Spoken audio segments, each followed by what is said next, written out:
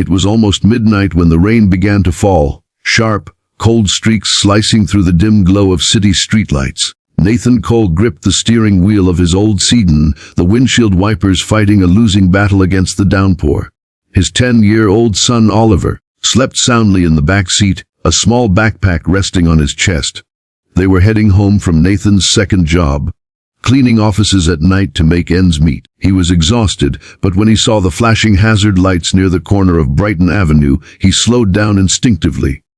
There, standing unsteadily beside a sleek black Mercedes, was a woman in a soaked designer dress and high heels, her hair plastered to her face. She was trying to open her car door, but her keys kept slipping from her trembling hands. Nathan almost kept driving, until she stumbled into the street, right in front of an oncoming truck. His heart lurched. In one motion he slammed on the brakes, threw open the door and sprinted through the rain. He grabbed her by the arm, pulling her back just as the truck roared past, horn blaring. The woman gasped, clinging to his jacket, disoriented and mumbling something about her phone. When she looked up, Nathan froze for a moment. It was her, Vanessa Hart, his boss, the CEO of Hartwell Motors, the same woman who had scolded him that morning for arriving 2 minutes late to a meeting.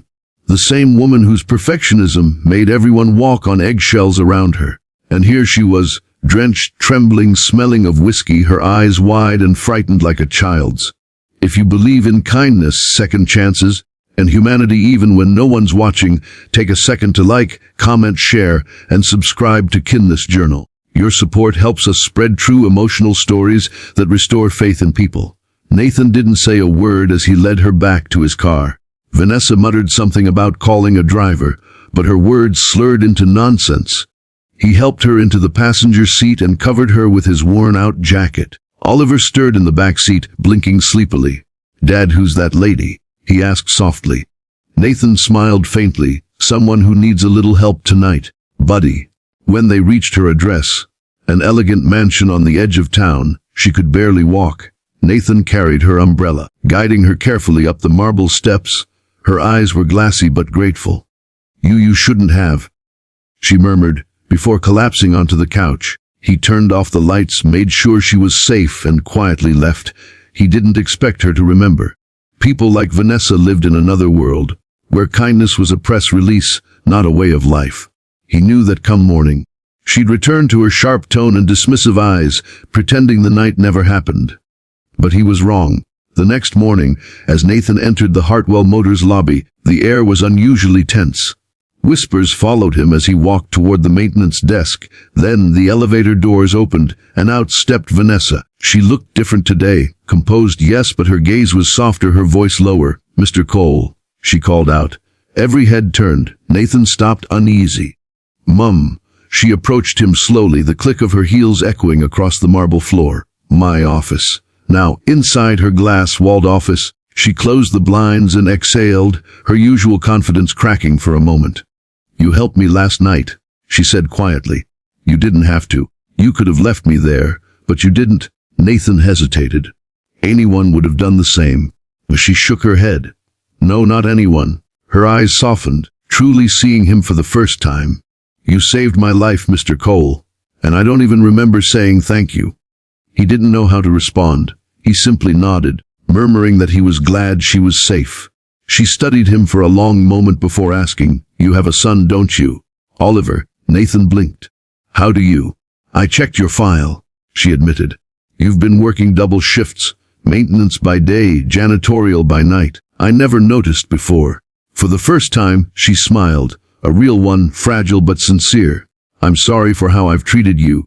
I was blind." The rest of the day felt surreal. Word spread through the company that the CEO herself had invited the maintenance worker into her office. Some said Nathan was getting fired, others whispered he'd saved her from something dangerous. By lunchtime, Vanessa had ordered a full-paid day off for Nathan, insisting he take Oliver somewhere nice. But Nathan couldn't shake the memory of her trembling in the rain. Something about that night told him her pain wasn't just alcohol. It was loneliness. The kind of loneliness that came when success built a wall around your heart. The next day, Vanessa appeared in the garage, the one Nathan managed on weekends. She wore jeans and a plain white blouse, her hair tied back. "Need a hand?" she asked, startling him.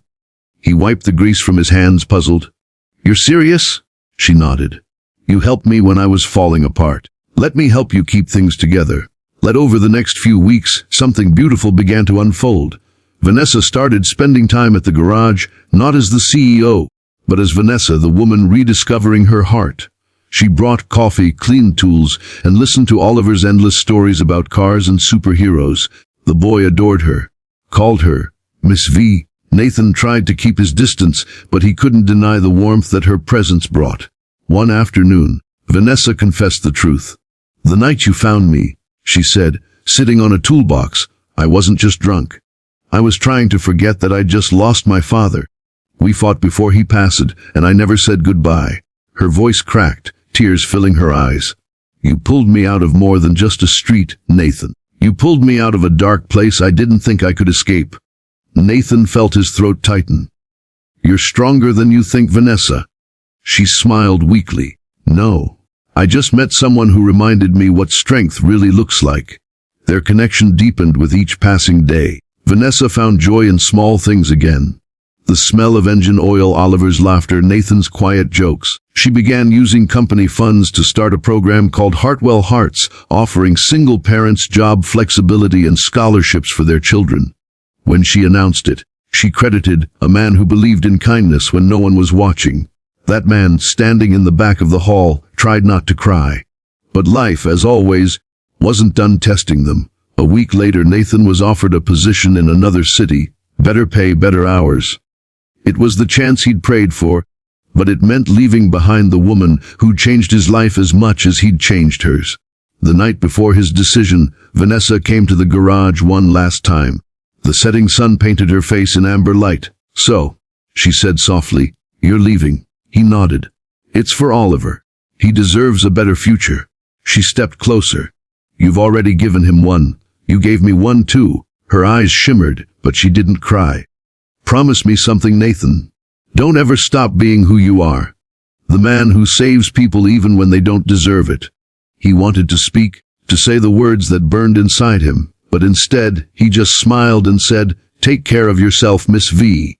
As he drove away the next morning, Oliver looked out the window and waved.